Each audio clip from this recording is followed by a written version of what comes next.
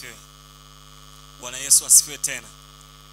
Basi tuna somo lenye kichwa kinachosema uponyaji wa uzao. Uponyaji wa uzao. Uponyaji wa uzao. Ndio somo ambalo tutajifunza kwa dakika chache kwa siku ya leo. Ninaomba tujifunze kwa mtiririko ufuatao. Namba moja, tuangalie nini maana ya uzao. Nini maana ya uzao? Kwenye ile Kumbukumbu la Torati sura ya 28 na ule mstari wa 11, pale inatusaidia kupata tafsiri ya neno uzao. Pale tunaona nini maana ya neno uzao. Kumbukumbu la Torati ile sura ya 28 na ule mstari wa 11. Anasema hivi: Bwana atakufanya uwe na wingi wa uheri katika uzao wa tumbo lako. Hebu tuseme uzao wa tumbo lako. Anasema na uzao wa wanyama wako wa mifugo na uzao wa nchi yako, katika nchi Bwana aliyowapia baba zako kwamba atawapa. Nilichokuwa ninatafuta ni ile neno katika uzao wa tumbo lako. Kwa hiyo tunaposema uzao, uzao ni watoto waliopita kwenye tumbo lako. Bwana Yesu asifiwe. Ni watoto ambao Mungu amewapitisha kwenye tumbo lako au kwenye viuno vyako. Kwa tunaposema uzao, tunamaanisha ni wale watoto ambao Mungu amewapitisha kwenye tumbo lako, wamepita kwenye tumbo lako.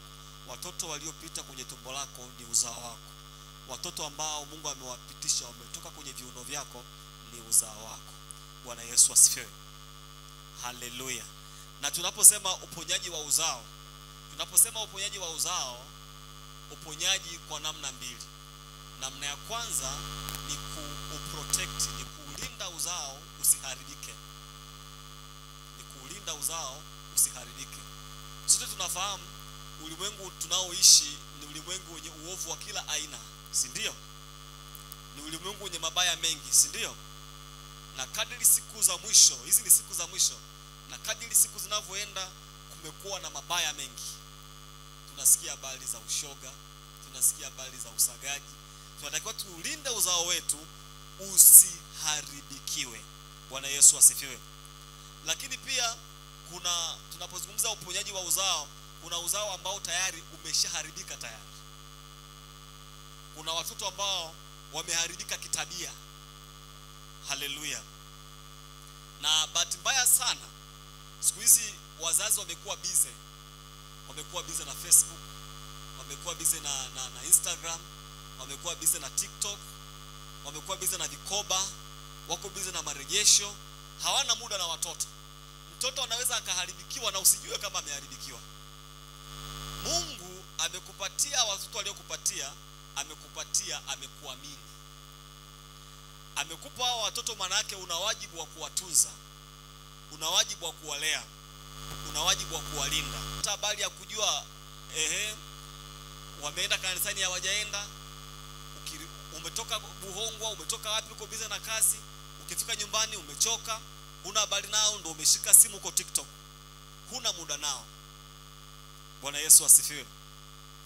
Na kuna wale wazazi ambao tumewazaa watoto, tunawapeleka boarding ana miaka 2, 3 kwa sababu tuna pesa, tunawapeleka wapi?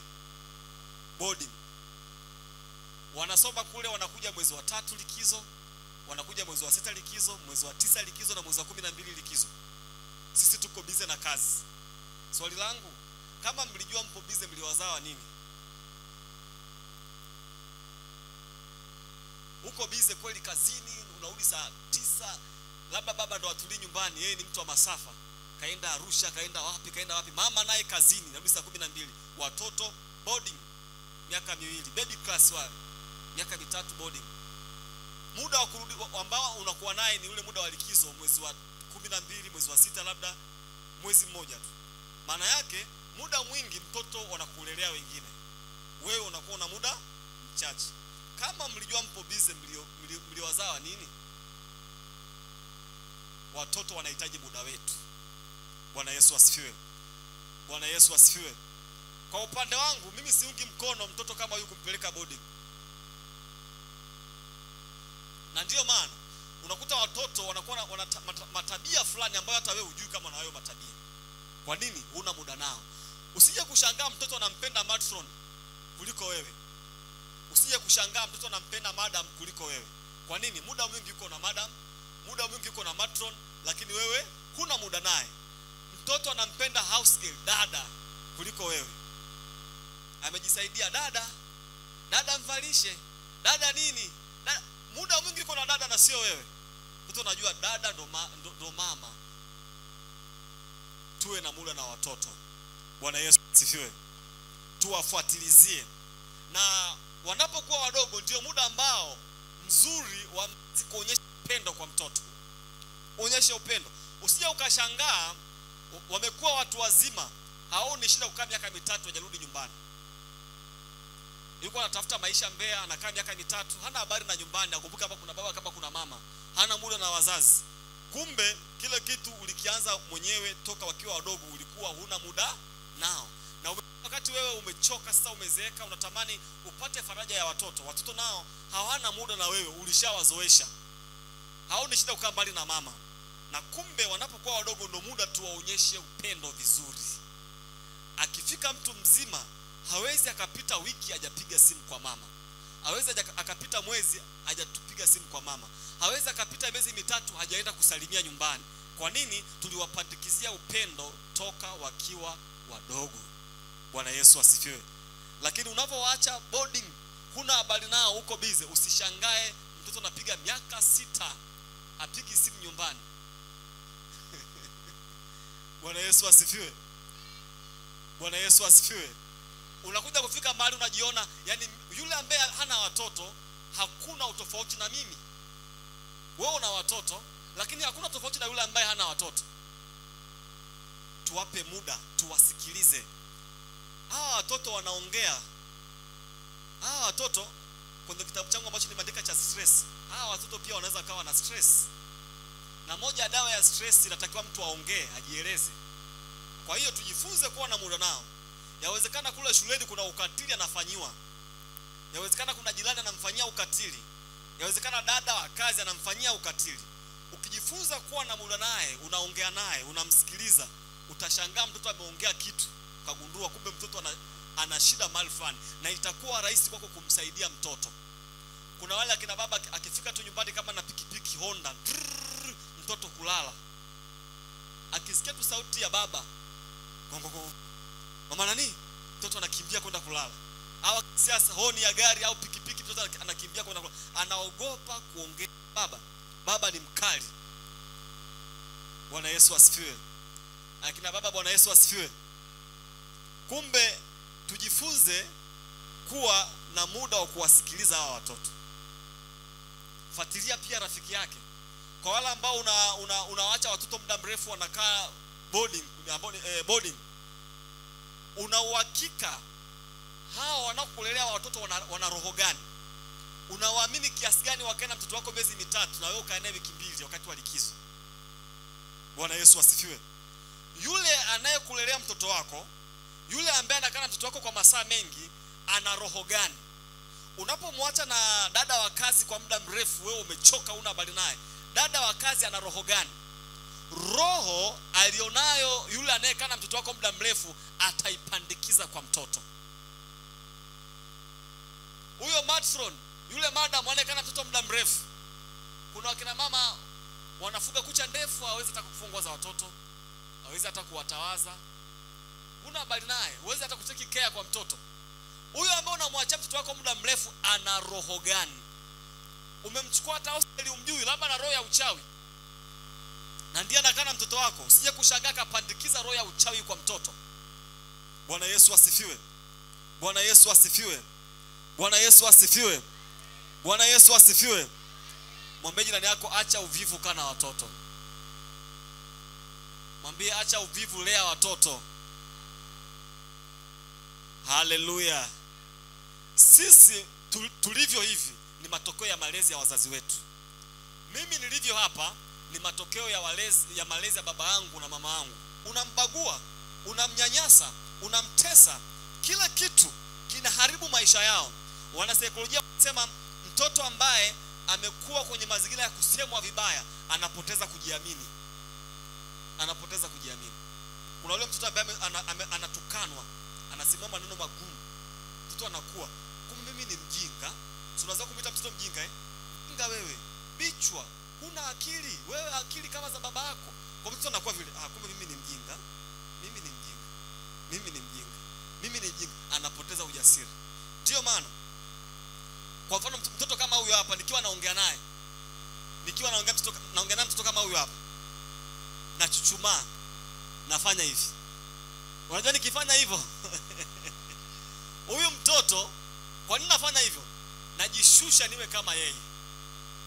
Nikiwa kama yeye, huyu namtengenezea mazingira atakuwa free kuongea na mimi. Bwana Yesu asifiwe.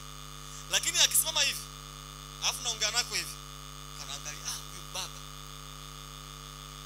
nenda kukata makofi, sema. Lakini nikishuka chini, nikiweka hivi, ilikuwaje? Naanza kumsikiliza, anakuwa free kufunguka. Bwana Yesu asifiwe. Bwana Yesu asifiwe. Watoto ambao wamekaa katika mazingira kusemwa vibaya wanapoteza uwezo wa kujiamini. Na ndio maana sometimes darasani mwalimu anaweza kauliza swali, mtoto anajua, pia anaogopa. Nikiongea nitakosea. Nikiongea nitakosea. Mama alisemaga mimi ni mjinga. Mama alisema mimi sina akili. Kumbe hata kama unaona anakosea hesabu, mwambie mwanangu, wewe unaweza. Mtengenezee mazingira kujiamini. Usimsemee maneno mabaya, usimbague. Hawa watoto wanaumia. Bwana Yesu asifiwe. Bwana Yesu asifiwe. Bwana Yesu asifiwe. Kuna dada mmoja alikuwa ananiambia, tupo shule wakati huo form 6. Anasema mamaangu huaga anaongeaga maneno fulani ananiumiza sana, naumia. Anasemaga hivi, wewe kidogo nikutoe mimba wewe. Anasema nikimuudhi, anapokuwa ananigombeza anasema hilo neno, kidogo nikutoe bahati yako, ningekutoa ningekuflash. Anasema mama akiongea ile maneno mimi wanajisikia vibaya, naumia. Kwa nini anasema hivyo? Bwana Yesu asifiwe. Akina mama, Bwana Yesu asifiwe. Kuna wale akina mama wanaongea, ukimfungulia mdomo hivi hata ajui ni mtoto, na sometimes ni hasira za baba Jose zinaenda kwa mtoto. Baba Jose kumshughulikia uwezi, zinaishia kwa mtoto sasa. Kama baba yako wewe. Mama mmoja alikuwa anapika, mtoto akanamwambia mama, baba yangu yuko wapi? Mama nionyeshe baba. Yule mama akachukua kigae akambabeza mtoto na kigae. Mtoto kala kigae chini akazimia. Mama akaendelea kupika. Baadaye mtoto akazinduka. Akamwambia, umeona kilichokupata ulipomuuliza baba yako? Akasema ndio. Ukija kurudia kuuliza tena utakufa. Usije uulize hilo swali tena. Na wakati mwingine ugomvi wa wewe na baba Jose unamshirikisha hadi mtoto. Baba yako mlevi sana, baba yako ana michepuko. Usiwahusianishe watoto kwenye magomvi yako wewe na mke wako, kwenye magomvi yako wewe na mume wako. Unajua kina mama, Bwana Yesu asifiwe, utasikia yani mimi ni single mother, nitamnywesha sumu huyo mtoto. Mama mmoja kananiambia, yani mimi nitamwambia mwanangu, nishamwambia baba yako alikufa. Yani akiwa mkubwa, yani nitamwambia kisa kitambo, baba yako wewe alishafanya alikufa. Lakini kiukweli yule baba yake yupo. Lakini ni nini? Ni ugomvi wa baba na mama. Huyu mama anahamishia hasira kwa nani? Kwa mtoto. Unaanza kumsimulia jinsi mume wako alivyokuumiza. Unamsimulia jinsi baba Jose alivyokuumiza. Hujui huyu mtoto mazao unamtengenezea. Wanaume ni wabaya. Wanaume ni wabaya. Baba alimtesa mama. Mtoto anakuwa katika hayo mazingira. Akija kuwa mkubwa anachukia wanaume. Unashangaa mtoto hataki kuolewa. Ulishamlisha sumu toka akiwa mdogo kwamba wanaume ni wabaya. Kumbe ugomvi wa wewe na baba Jose uishie wewe na baba Jose. Usimsimulie huyu ni mtoto mdogo. Bwana Yesu asifiwe. Akina baba, usimpige mke wako mbele ya watoto wako. Usimpige kabisa. Bwana Yesu asifiwe. Usigombane na mke wako mbele ya watoto. Wanasikia, wanaona, wanaangalia. Alafu wakiona vile, mtoto anakuwa akisema baba ni mbaya. Kwanza kwa mtoto wa kiume unamfundisha kumbe mwanamke anapigwaga. Kumbe mwanamke ni makofi. Si anaona vile mtoto toka akiwa mdogo, toka yuko umri kama huu hapa. Anaona Baba unamwambia mshushe mtoto kwanza, mtoto anashushwa, anapigwa mama mbele ya mtoto, anatukanwa mbele ya mtoto, mtoto anakuwa anazoea katika ile mazingira. Yeye atashinda kupiga mke wake huyu? Atashindwa? Atapiga. Amezoea vile anaona. Kumbe lakini pia unavomnyanyasa vile mtoto mke wako, unamtukana, unampiga mbele ya mtoto, mtoto unamuumiza moyo. Anaona, akishaona moyo wake unaona unaharibika, unaumia. Ndio maana utakuta watoto ambao wakifika shule wanafundishwa waelewi, ni watu wa mawazo, wanalia sometime. Nini? Ni yale maisha ya wazazi kule nyumbani. Bwana Yesu asifiwe. Bwana Yesu asifiwe. Haleluya. Haleluya. Ninajua kweli baba Jose alikuacha, wewe ni single mother, lakini ugomvi wako na baba Jose usimshirikishe mtoto. Na wakati mwingine wewe mama unajielezea tu kwa mtoto, unasema jinsi baba Jose alivyokuumiza. Sisi akina baba tupatake nafasi ya kuambia watoto. Na kuna watu mpo hapa unachukia baba yako. Nini? Kwa sababu kuna maneno ambayo mama yako alikuambia kuhusu baba yako. Ulipata nafasi ya kumsikiza yule mzee wa watu? Mama ameongea, amejielezea upande wake, lakini hajasema yeye mabaya. Kumbe ungemsikiliza na baba Jose pia. Kumbe mama Jose ndo mkorofi, lakini wakati anakuambia mama Jose anajielezea tu upande wake, baba yako ni mtu mbaya sana. Nakumbuka nilikuwa na hubiri mahali fulani kuhusu kuponya moyo ulioumia. Kijana mmoja akaniambia, umenisaidia sana, nimekuelewa, kuanzia leo namsamehe baba yangu. Nikamuuliza ilikuwaje? Akasema mimi nimeelewa na mama. Baba yangu alimwacha mama yangu akaenda kwa chepuko, na baba yangu alikuwa anafanya kazi ya mgodini, alikuwa na pesa nyingi. Lakini nimeelewa katika mazingira magumu, sijala hata mia ya baba. Mama amenisomesha kwa shida. Yule jamaa mpaka jina alibadilisha. Mimi mama yangu anaitwa Vicky. Kwa badala ya kujiita Montana Mpeleto najiita Montana Vicky. Kwa jina lake la ubina anatumia jina la mama yake. Anasema nilikuwa nikiandika shairi, naandika, alikuwa na uwezo wa kuandika mashairi ya Kiingereza. Sasa naandika mashairi, nikimaliza kuandika lazima nimseme baba yangu mwisho wa shairi pale. Lakini nimekusikia, nimeelewa ile somo, nimemsamehe baba yangu kuanzia leo. Umeona hicho kitu je? Mtoto amekuwa akimchukia nani? Baba yake. Bwana Yesu asifiwe. Bwana Yesu asifiwe. Magomvi yetu wazazi, shida zetu, stress zetu, tusiwahusishe hawa watoto. Tunawaharibu kisaikolojia, tunawaharibu akili zao. Na ndiyo maana kuna vitoto ambavyo vinakuwa katika, unakuta katoto kakatili, kana ukatili. Shida imetokea wapi? Imetokea kwenye malezi, imetokea kule chini. Bwana Yesu asifiwe. Tunaposema Mungu ametupatia jukumu la kuwalea, maana yake ni kuwa protect, kuwalinda, kuwawekea mipaka. Kipi mtoto asikie, kipi asikisikilize, kipi aangalie na kipi asiangalie. Bwana Yesu asifiwe. Wewe unamwachia tu simu, anashinda na simu, unamnunulia bando, anajifungia mtoto ndani anakaa na simu. Wewe unafuatilia anaangaliaga nini kwenye simu? Wewe unafuatilia kule Facebook anaangalia kitu gani? Kule YouTube, kule Google anaangalia nini? Wewe unafuatilia. Unakuja kushangaa mtoto unaanza kusema, hii ushoga ameutoa wapi? Hii tabia ameitoa wapi? Kumbe kuna tabia amezitoa Facebook. Kumbe kuna tabia amezitoa kwenye Instagram. Kumbe kuna tabia amezitoa kwenye Google. Wewe unafuatilia kwenye TV wanaangalia CD gani? Wanafuatilia vipindi gani? Lazima mzazi uwe mkali. CD hapana kuangalia. Kitu hichi hapana kuangalia. Channel hapana kuangalia. Kwa sababu ina vitu vibaya ndani.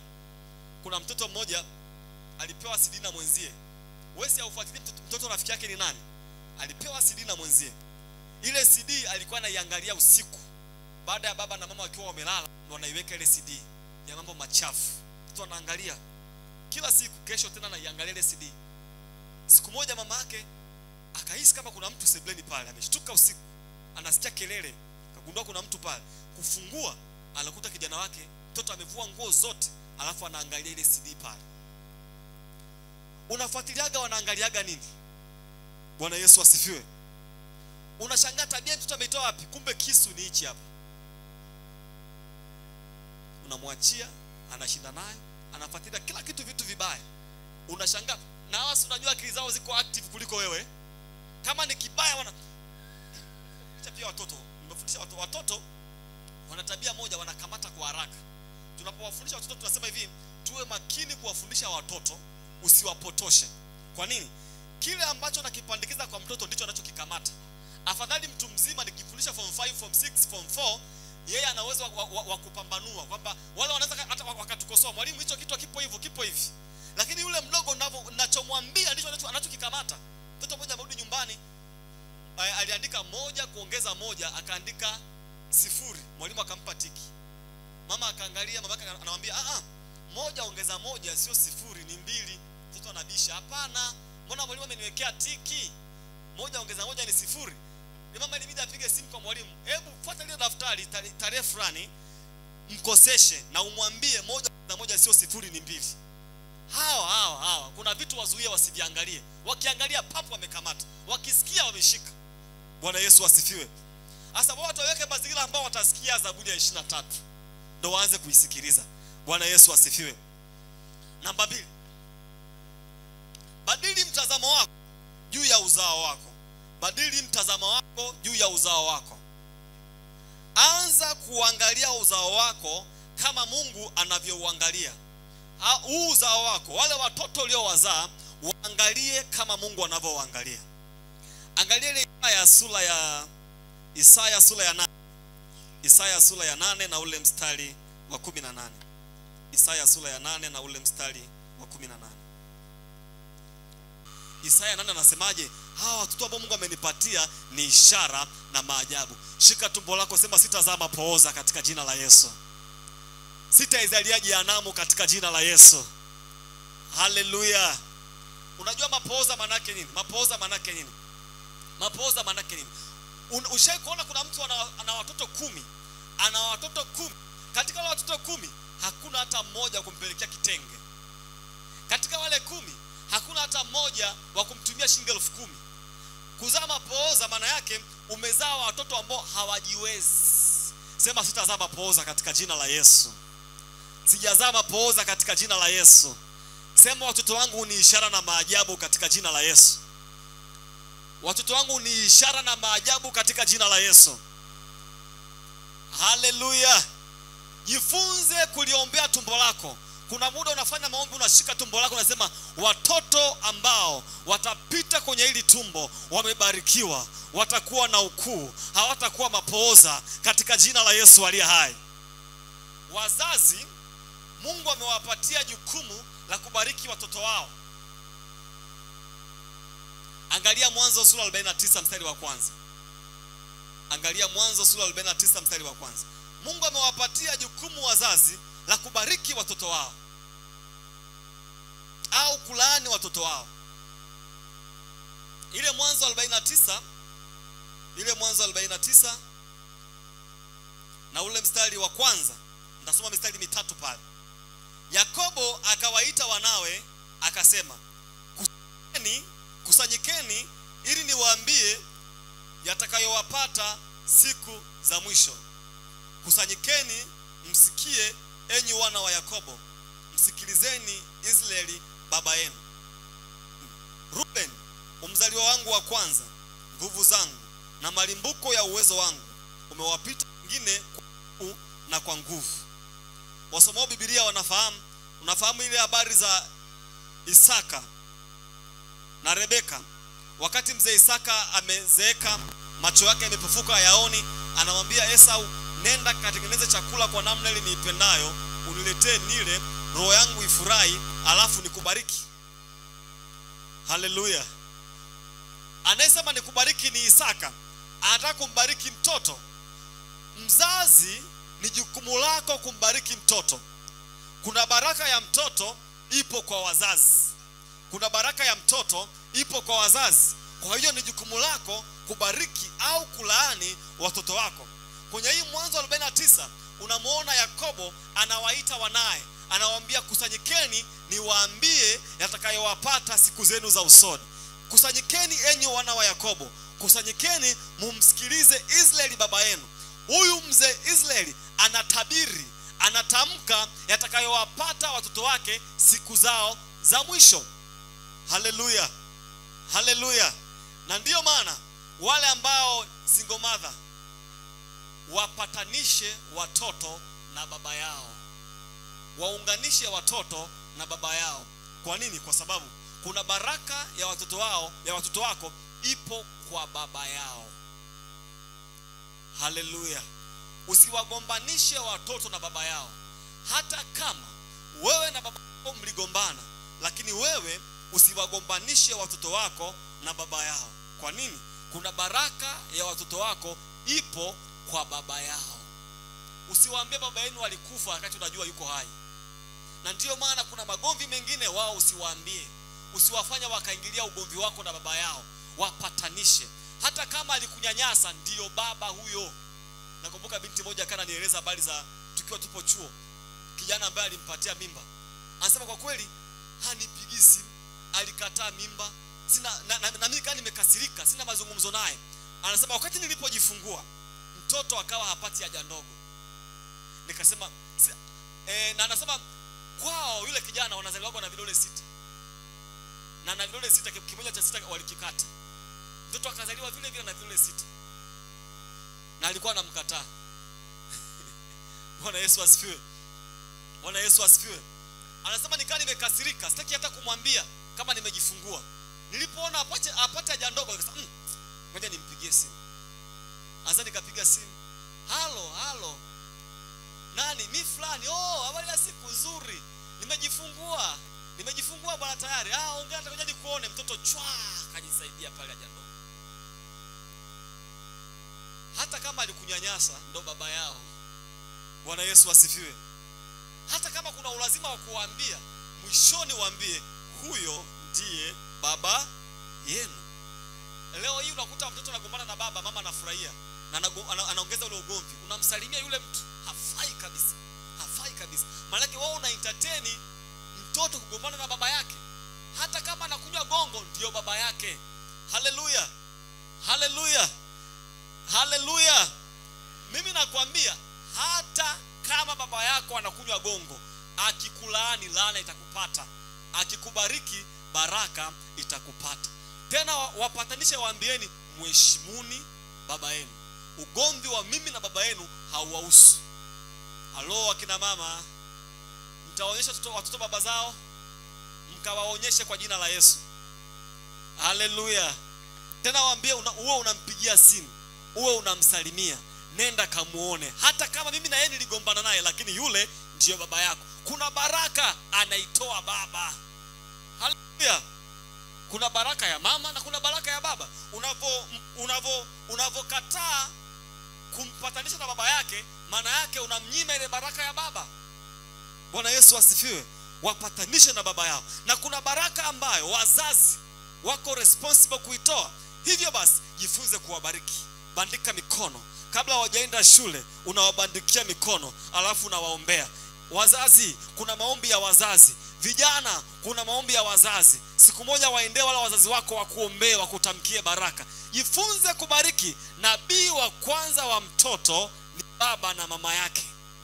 Usisubiri wengine wakubarikie mtoto wako. Bandika pale mikono, unatamka baraka. Waambie mtakuwa vichwa, hamtakuwa mikia katika jina la Yesu. Mtakuwa watu wakuu katika nchi hii. Mtakuwa watu wakubwa katika nchi hii. Hamtaishi maisha ambayo tumeishi sisi. Hamtateseka kama ambavyo tumeteseka sisi. Maisha yalitusumbua, uchumi ulitusumbua, nyinyi hautawasumbua katika jina la Yesu. Milango iwafungukie. Tamka hizo baraka. Tamka hizo baraka. Bwana Yesu asifiwe.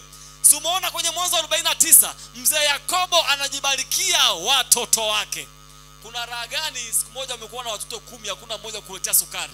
Umesahau ulianza kuwalaani toka wakiwa wadogo. Haleluya. Kwa jifunze kuutazama uzao wako kama Mungu anavyoutazama. Uzao wako ni thawabu. Uzao ni thawabu. Angalia Zaburi ya 127. Zaburi ya 127. Mungu anauona uzao kama thawabu au zawadi. Kuna wale ambao mtoto amekuumiza ikafikia hatua ukasema yani ni heri nisingekuzaa. Uende ukatubu. Bwana Yesu asifiwe. Uende ukatubu. Zaburi ya 127 Mstari wa 3. Tazama, wana ndiyo urithi wa Bwana, uzao wa tumbo ni thawabu. Hebu sema, uzao wa tumbo ni thawabu. Uzao wa tumbo ni thawabu. Haleluya. Anza kutafsiri uzao wako kama Mungu anavyoutafsiri. Mungu anasema uzao wa tumbo ni thawabu. Uzao wa tumbo ni baraka. Mungu amekupatia watoto wawe faraja yako, wakufariji, wawe tumaini lako. Siku moja ukiwa umechoka, siku moja ukiwa umezeeka, wao watoto watakuwa ndiyo faraja yako. Bwana Yesu asifiwe. Haleluya. Utazame uzao kama Mungu anavyoutazama. Mungu anasema uzao wa tumbo ni thawabu. Lakini pia uzao ni kama mishale kwenye mikono ya shujaa. Uzao ni kama mishale kwenye mikono ya shujaa. Ukisoma ule mstari wa 4 wa Zaburi ya 127 anasema kama mishale mkononi mwa shujaa, kama mishale mkononi mwa shujaa ndivyo walivyo wana wa ujanani. Kama mishale kwenye mikono ya shujaa ndivyo walivyo wana wa ujanani. Hebu niangalie. Bwana Yesu asifiwe. Moja, Mungu anauona uzao kama thawabu. Hata kama wanakusumbua ni thawabu. Usiwatafsiri katika mazingira ambayo unayaona sana. Akaanza kutuambia, mtoto, ninaona na mabadiliko, shingo imeanza kukaza, naona anarukaruka tofauti na zamani alikuwa amekaa hata macho ageuzi. Sasa hivi anageuza macho. Anaanza kujifunza kukaa. Katika jina la Yesu Kristo, ubarikiwe uzao wa tumbo lako katika jina la Yesu aliye hai. Hao watoto ambao wamepita kwenye tumbo lako, Mungu na wabariki. Libarikiwe tumbo lako, lizae mawaziri, lizae wabunge kwa jina la Yesu, lizae wafanyabiashara, hapana kuzaa majambazi kwa jina la Yesu. Usizae wasagaji, usizae mashoga katika jina la Yesu. Baraka ya Bwana ipite kwenye tumbo lako kwa jina la Yesu aliye hai. Hutazaa mapoza. Watoto wetu ni kama mishale kwenye mikono ya shujaa. Biblia inasema ni kama mishale. Haleluya. Haleluya. Hata kama una ada ya kumsomesha, mwambie shule utaenda. Hiyo ndio tabia ya Wakristo. Prophesize. Wewe ndio nabii wa mtoto wako. Usimsubirie nabii, mtabirie. Unamtabiria hatima njema, unamtabiria kesho njema. Mwambie shule utaenda. Mimi nilishia darasa la 7, wewe unafika mpaka chuo kikuu. Marufuku kuishia darasa la 7. Sijui ada naitoa wapi, lakini ninachosema marufuku kuishia shule ya msingi. Unaenda mpaka chuo kikuu. Maana Biblia inasema uzao wa tumbo ni kama mishale kwenye mikono ya shujaa. Shujaa ni nani? Shujaa ni wewe. Si kama unaelewa kama ninavyoelewa mimi hapa. Hivi unamuelewa shujaa? Hebu niangalie. Mimi ndo shujaa. Nikarusha mshale. Nikirusha mshale, mshale utaenda mbali. Mshale unaorushwa na shujaa unaenda mbali. Unakuwa mshale wenye spidi. Hata kama mbele kuna kizuizi, ule mshale utapasua kizuizi. Hata kama kuna ukuta, ule mshale utapasua ukuta. Hata kama kuna kitu kigumu mbele, kwa sababu ule mshale umerushwa na shujaa, maana yake utakuwa na spidi. Shujaa ni mimi. Uzao wangu ni mishale. Haleluya. Haya, sikia tena. Nikirusha mshale, mshale unaenda mbali kuliko mrusha mshale. Mimi ni shujaa, nimekaa hapa, nikarusha mshale. Ngoja njoo shujaa.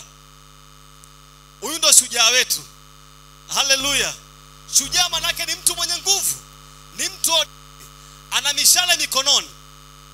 Akirusha mshale hapa, lakini mshale utaenda mbali mpaka kule barabarani. Kwa nini? Umerushwa na shujaa. Ndivyo ambavyo utakuwa uzao wako. Uzao wako unapaswa uende mbali kuliko wewe. Kama wewe ulifanya biashara uliishia hapa Buongwa, watoto wako wafanye biashara mikoa kwa mikoa. Kama wewe umefanya biashara mikoa kwa mikoa, watoto wako waende nje ya nchi. Kwa sababu nini? Mishale inaenda mbali kuliko shujaa. Kama ulishia darasa la 7, watoto wako wafike chuo kikuu katika jina la Yesu aliye hai. Kama ulishakuwa mwenyekiti wa mtaa au balozi, watoto wako wawe mawaziri, wawe wabunge katika jina la Yesu aliye hai.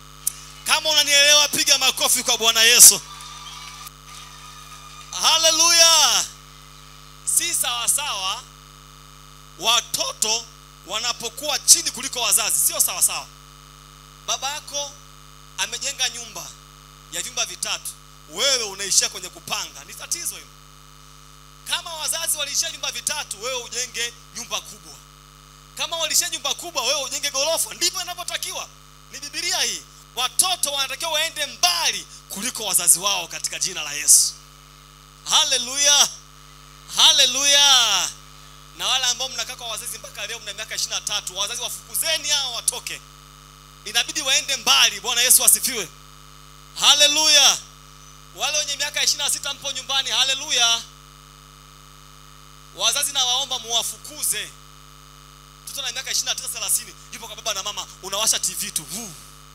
Kajenga nyumba yako kubwa kuliko baba yako, maana wewe ni mshale kwenye mikono ya shujaa. Haleluya. Haleluya. Ukiona ajiongezi, fukuza. Fukuza. Kama hataki mlipishe kodi, mwambie chumba napangisha. Lazima aende mbali bwana. Haiwezekani unamlea na miaka 30 unamlea tu. Wakuwalea ni hawa hapa hawa. Hawa ndio tunawapetipeti, tunawafundisha. Akifika tu mkubwa, na wewe ambaye hujaolewa ukaolewe kwa jina la Yesu. Uwe na nyumba yako kwa jina la Yesu aliye hai. Haleluya. Uzao ni kama mishale kwenye mikono ya shujaa. Na ndio maana utashangaa mtoto sometime watu siku hizi wana akili hawa. Anakupiga sote mpaka mwenyewe unashtuka. IQ imekuwa kubwa, wanaofikirio. Kila mtoto ana eneo lake la ubora. Usimkate tamaa. Kama unaona darasani afanye vizuri, kuna eneo fulani huyo mtoto yuko bora. Kila mtu ana talenti yake. Jua talenti za hawa watoto. Kuna wengine hapa ni viongozi wa nchi. Haleluya. Haleluya. Kuna wengine hapa ni wafanyabiashara. Kama Mungu amekupatia watoto 10, amekupatia watoto 3, kila mtoto ana eneo lake la ubora. Kila mtoto ana eneo lake la ubora. Unajua eneo la ubora maana yake nini? Kuna eneo fulani tukikuweka hupambani, unalifanya kiurahisi. Kuna watu ambao biashara, ukimpeleka kwenye biashara hahitaji asome. Hajasoma, kaishia la 7, lakini ukimpeleka kwenye biashara, unampa 100,000, akiingia sokoni pale Bongo kufanya biashara, anakuja na 1,500,000. Ana uwezo kwenye biashara. Na mwingine yeye sio biashara, wewe mpeleke kwenye masomo. Ananyosha A zimesimama hivi. Haleluya. Wewe hata ujiulizi, mbona mimi nilikuwa mzito? Wazazi tuseme ukweli. Na wazazi wako wanatudanganya. Mimi nilikuwa ninaongoza, kila mzazi nilikuwa ninaongoza. Sijui wa mwisho ni nani. Tasikia enzi zangu mimi ninasoma. Hii hesabu ilikuwa inanyoka hivi. Tiki zote. Na mzazi wa jirani naye vile vile. Mimi nani alikuwa na feli jamani? Haleluya. Utashangaa wewe ulikuwa una akili ya kawaida, lakini mtoto wako ukimcheki anafanya vizuri darasani. Maana yake ndio eneo lake la ubora. Nini? Mshale kwenye mikono ya shujaa. Mimi darasani kwa sifanyi vizuri, yeye anaenda vizuri. Yeye anaenda mbali. Haleluya. Haleluya. Haleluya. Jifunze kubariki wa uzao. Jifunze kuliombea tumbo lako ili wapite watoto ambao wamebarikiwa. Upite uzao ambao umebarikiwa katika jina la Yesu. Ndio maana Mungu anamwambia Ibrahim ya kwamba nitakubariki na uzao wako, na uzao wako utashinda milango ya adui zao. Utashinda milango ya adui zao. Maana Ibrahimu, watoto wako wakienda kwenye biashara watafanikiwa. Maana watoto wako wakienda kwenye kazi watafanikiwa. Uzao wako hautakuwa uzao wa kushindwa. Baraka za Mungu ni baraka za kivizazi. Mungu akikubariki, anakubariki wewe na uzao wako. Sio mapenzi ya Mungu barikiwe wewe peke yako, anakubariki wewe na uzao wako. Na ndio maana nakuambia asubuhi ya leo, tafuta baraka za Bwana. Mungu akubariki wewe, abariki mashamba yako, abariki kazi yako, abariki kiuno chako, abariki tumbo lako. Na anapokubariki namna hii, sio tu wewe, na na uzao wako unabarikiwa. Manake pia watoto wataenda mbali zaidi, sio tu watoto, hata wajukuu pia. Ndio maana alimbariki Ibrahimu, baraka ikatoka kwa Ibrahimu ikaenda kwa Isaka, kwa Isaka na kwa Yakobo. Katika jina la Yesu, baraka za Bwana ziwe kwenye maisha yako, zisiishie kwako, ziende kwa watoto, lakini pia na kwa wajukuu. In the name of Jesus Christ, Bwana na akubariki katika jina la Yesu aliye hai. Na ndio maana usiache kutoa sadaka. Toa sadaka kwa juhudi. Unapotoa sio tu kwa ajili yako, ni kwa ajili yako na watoto wako na wajukuu pia. Sikia, kuna watu hapa tunateseka, shida sio wewe, baba yako. Bwana Yesu asifiwe. Vita ambayo baba yako hajapigana, wewe utapigana tu. Haleluya. Na ndio maana kuna watu ambao kwenye maisha mapambano, unajua kuna watu namna hiyo. Yaani yeye anamaliza chuo, anakaa miezi 3 kazi, miezi 7 mchumba, baada ya mwaka anaolewa. Lakini wewe mwenzangu na mimi, ukimaliza chuo miaka 7 unatafuta kazi, kazi upati, mchumba una, kuolewa tatizo, kila eneo limekaza. Lakini kuna watu ambao kamsileleko, wengine sio wao, ni baraka za wazazi wao, ni baraka ya babu yake. Kandarababa saya rikandarabobosika. Ndio maana inabidi uwe na mahusiano mazuri na Mungu. Sikia, unajua kwa nini unateseka? Babu yako alikuwa chief, mtambikaji. Anapotambika si tu kwa ajili yake na uzao wake. Haleluya. Hebu gani watulie mfano watoto hapa. Njoo watoto watatu. Huyu jina lake atakuwa Ibrahim. Panda hapa juu. Huyu ni Ibrahim. Bwana Yesu asifiwe. Wewe ni nani? Ibrahim. Haya, njoo wewe. Huyu ni Isaka. Simama hapa Isaka. Alafu huyu ni Yakobo.